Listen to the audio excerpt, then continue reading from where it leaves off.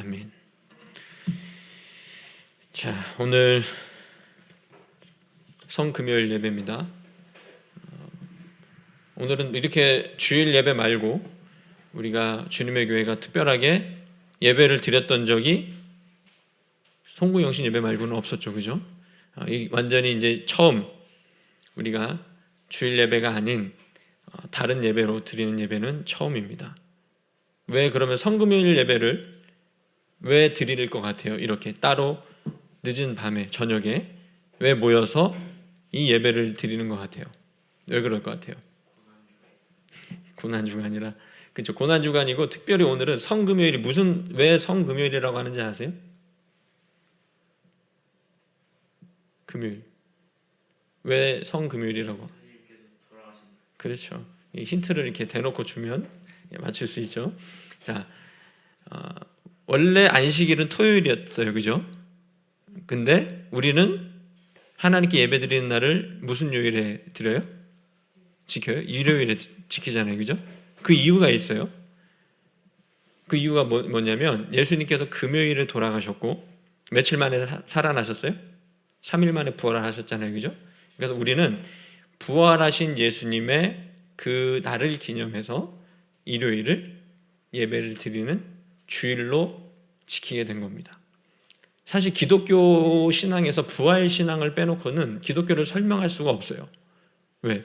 죽었다가 살아났다는, 물론 다른 신화에도 그런 내용들이 있긴 있지만, 그죠? 이게 굉장히 기독교를 대표하는, 또 하나님의 은혜와 능력을 이야기하는 귀중한 절기입니다. 성금요일, 오늘은 주님께서 십자가에서 죽으심을 기억하고 우리도 그 주님의 고난을 깊이 묵상하는 그런 절기이기 때문에 우리가 이 시간을 지켜서 예배로 드리는 것입니다. 사실 십자가에 예수님께서 달려 죽으실 이유가 있었어요? 없으셨죠? 실제로도 죄를 짓지 않으셨고 하등 아무런 이유도 없었어요. 그리고 그렇게 지지 않으셨어도 됐습니다. 십자가에서 죽으시지 않으셨어도 됐어요. 그런데 왜 예수님께서 십자가에서 달려 죽으셨죠? 사실 그 십자가에는 누가 달려야 돼요? 죄인인 우리가 그 십자가에서 우리의 죄값을 치러야 하지만, 우리가 십자가에 죽어 마땅하지만 주님이 우리의 죄를 대신 지시고 고통당하시고 죽으셨기 때문에 우리에게 이제 구원의 문이 열린 것입니다. 자, 오늘 본문을 통해서 우리 주님이 마지막 하셨던 그 기도와 십자가에서 죽으심을 다시 확인하면서 그 십자가의 은혜를 오늘 이 시간 가슴 깊이 새기고 깨닫는 시간이 될 수 있기를 바랍니다. 자, 먼저 주님이 마지막으로 기도하셨던 곳이 있어요. 어디에서 마지막으로 기도하셨을까요? 어디서 마지막 예수님 기도하셨던 장소가 있어요. 어디서 기도하셨어요? 겟세마네라고 하는, 감람산이라고도 하고 겟세마네 동산에서 예수님께서 마지막 기도를 하시는데, 누구를 데리고 가셨어요? 예수님께서 기도하러 12제자가 있었지만 그 중에도 딱 3명을 불러서 예수님이 기도하러 같이 데리고 가셨습니다. 그 누구였어요? 베드로와 또 누구예요? 요한? 그렇죠. 베드로, 요한, 야고보. 그 3명의 제자를 데리고 예수님께서 내가 정말 마음이 괴로워서 죽게 되었으니 너희가 여기서 머물러서 나와 함께 좀 있어 달라, 이렇게 말씀하셨죠. 어떻게 보면 우리 주님도 예수님이 하나님이시라고 그런 고통과 괴로움이 없으셨을까요? 아니죠.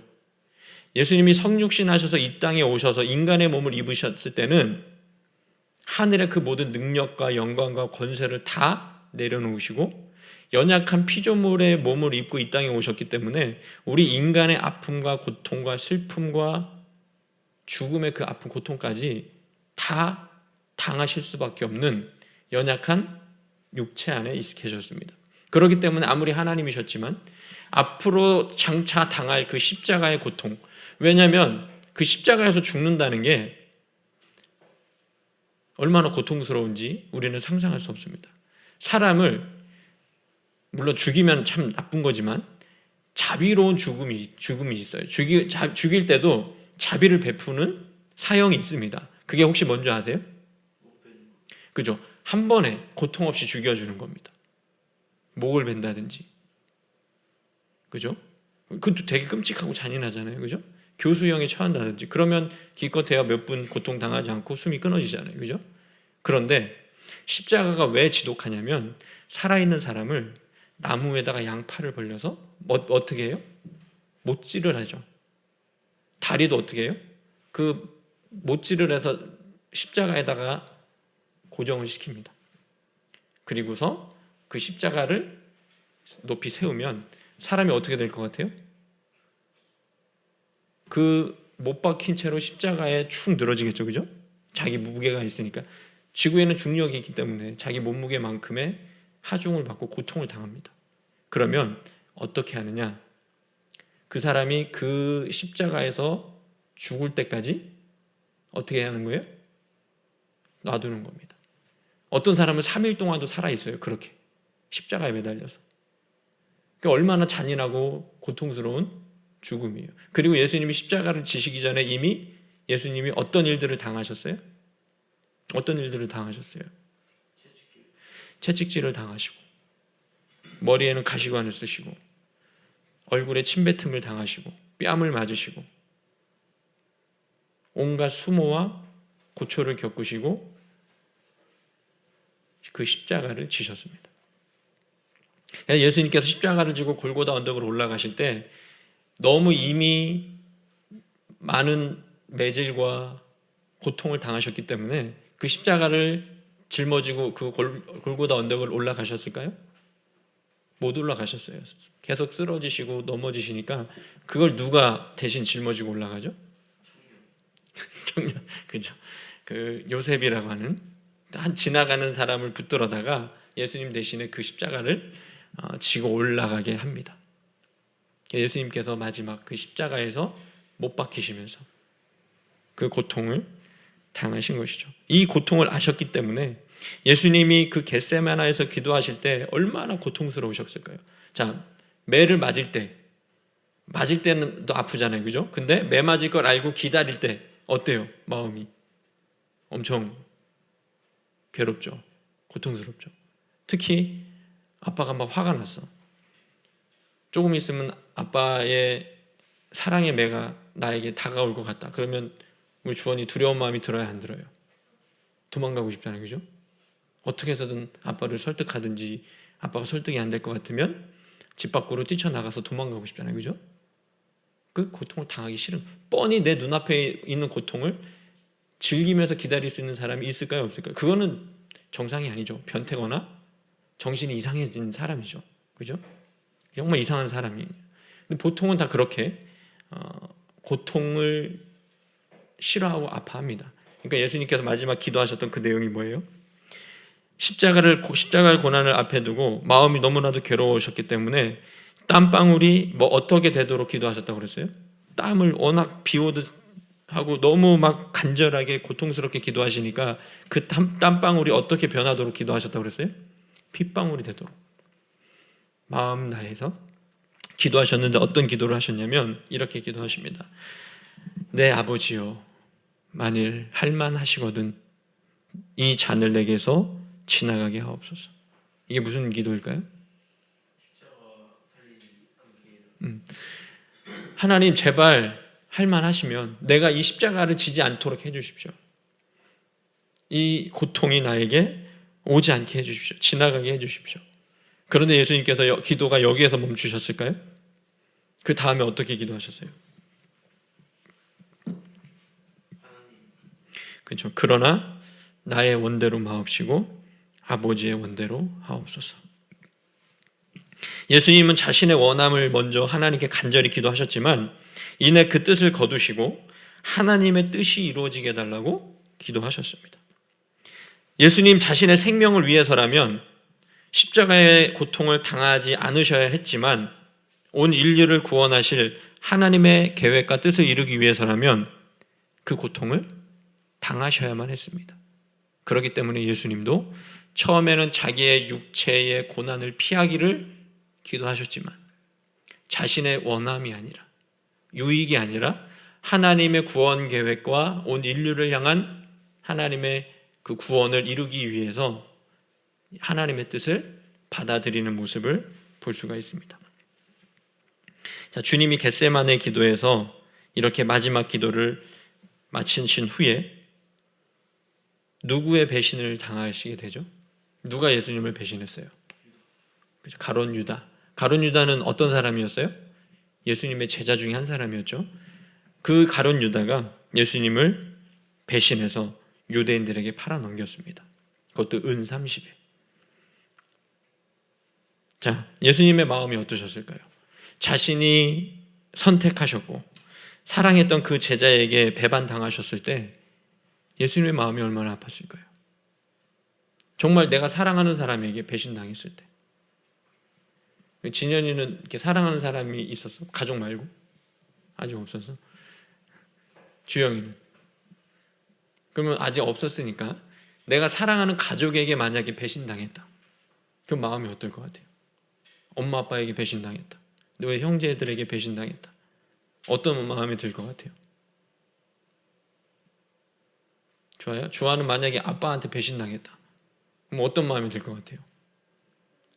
굉장히 마음 아프겠죠, 그죠? 그 주님이 그 마음 아프신 그 주님의 마음이 얼마나 아프셨을까요? 그런데 여러분, 유다가 배신했던 그 모습을 통해서 우리도 보았으면 좋겠습니다.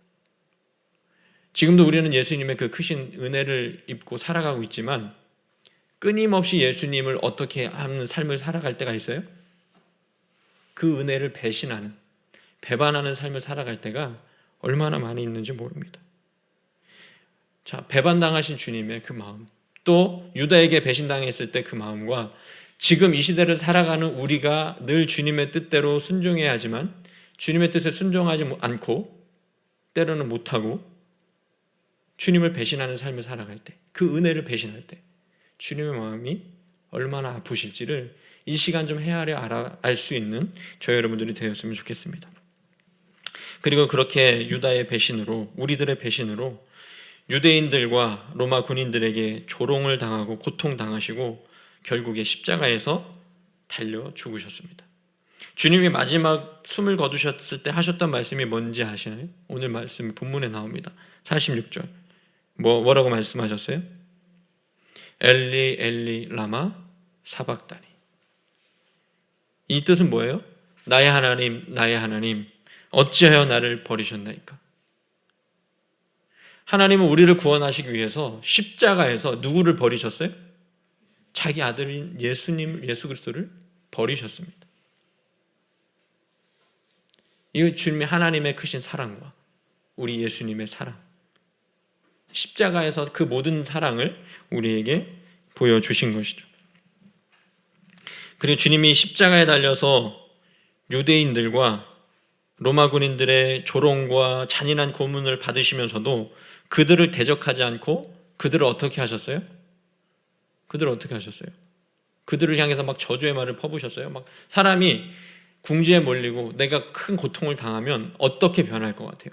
그렇게 누군가 나를 죽음으로 내몰고 있고 정말 감당하기 힘든 끔찍한 고통을 나에게 안겨준다. 그러면 그 사람을 향해서 우리는 어떻게 할 것 같아요? 어떻게 해요? 내가 힘이 없어서 지금 당장 어떻게 물리적인 위해를 가하지 못하겠지만 말로라도 저주하고 막 내가 죽어서라도 귀신이 돼서라도 막 어떻게 할 거다 막 이런 식으로 할 거잖아요, 그죠? 근데 주님께서는 그러지 않으시고 뭐라고 말씀하셨냐? 이렇게 말씀하셨습니다. 아버지, 저들을 사하여 주옵소서. 자기들이 하는 것을 그들은 모릅니다. 주님 뭐라고 말씀하셨다고요? 자기를 향해서 그렇게 조롱하고 핍박하고 침뱉고 때리고 지금 십자가에 매달아서 자기를 죽이고 있는 그 사람들을 향해서 뭐라고 하셨다고요? 아버지, 저들을 용서하여 주옵소서. 저들은 자기들이 지금 무슨 짓을 하는지 알지 못합니다. 이 주님의 사랑인 거죠.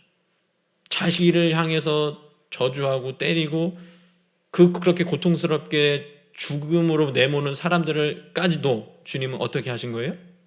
용서하시고 그들을 구원하기를 원하셨던 것입니다. 이게 바로 예수님의 사랑이에요. 왜 십자가의 사랑, 십자가의 사랑이라고 얘기하느냐?